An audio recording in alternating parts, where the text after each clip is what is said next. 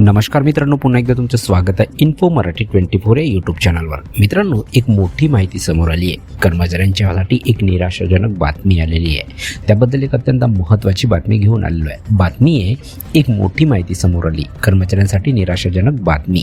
मित्रांनो, नेमकं काय आहे या बातमीमध्ये आपण नक्की बघूया। पण त्याआधी जर तुम्ही आपल्या चॅनलवर नवीन असाल तर चॅनलला सबस्क्राईब करून बाजूला दिलेल्या बेल आयकॉनला नक्की क्लिक करा।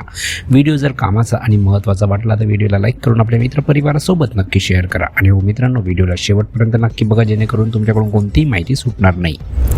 मित्रांनो, देशातील जवळपास 50 लाख केंद्रीय सरकारी कर्मचारी आणि 65 लाख पेन्शनधारक 8व्या वेतन आयोगाच्या अंमलबजावणीच्या प्रतीक्षेत आहे।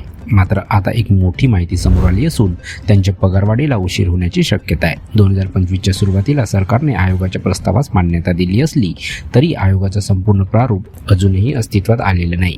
भारत सरकार दर 10 वर्षांनी केंद्रीय कर्मचाऱ्यांच्या पगार संरचना पुनरावलोकन करण्यासाठी नवीन वेतन आयोग लागू करते। शेवटचा वेतन आयोग म्हणजे 7वा आयोग वर्ष 2016 मध्ये लागू झाला, ज्याने सध्याचा पगार आणि भत्त्यांचे स्वरूप ठरवले। आता 8व्या वेतन आयोगाची घोषणा सरकारने बजेटपूर्व काळात केली असली तरी प्रत्यक्ष अंमलबजावणीला वेळ लागू शकतो। मित्रांनो, 8व्या वेतन आयोगासंदर्भातील बातमी दिलासा देणारी असली तरी सत्यता पाहता आयोगाचे चेअरमॅन, 2 सदस्य आणि सचिवपद अद्यापही भरलेले नाहीत। मार्च 2025 मध्ये वित्तमंत्री निर्मला सीतारामन यांनी लोकसभेत आयोगाच्या स्थापनेची पुष्टी केली, पण आयोगाच्या कामकाजाची वेळ मर्यादा आणि नियमावली अद्याप ठरवली गेलेली नाही। वित्त मंत्रालयातील सचिव मनोज गोविल यांनी सूचित केले की जर मार्च 2025 मध्ये आयोगाचे पूर्णपणे गठन झालं तर त्याचा अहवाल मार्च 2026 पर्यंत सादर होऊ शकतो।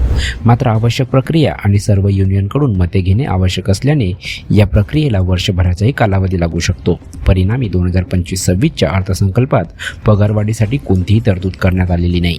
7व्या वेतन आयोगाचा कालावधी 2026 मध्ये पूर्ण होतो। मात्र 8व्या आयोगाचा अहवाल आणि त्यानंतरची अंमलबजावणी पाहताच 2026 पासूनच कर्मचाऱ्यांना नवीन पगार लागू होईल ही शक्यता कमी आहे। त्यासाठी थोडा अधिक काळ प्रतीक्षा करावी लागू शकते। मित्रांनो, 8व्या वेतन आयोगाच्या अंमलबजावणीसाठी कर्मचाऱ्यांना आणि पेन्शनधारकांना आणखी थांबावं लागणार आहे। आयोगाचे गठन, अहवाल तयार होणं आणि सरकारकडून तो स्वीकारून लागू होणं या सर्व प्रक्रिया वेळखाऊ आहेत। त्यामुळे 1 जानेवारी 2026 पासून वेतनवाढ मिळेलच याची खात्री सध्या देता येणार नाही।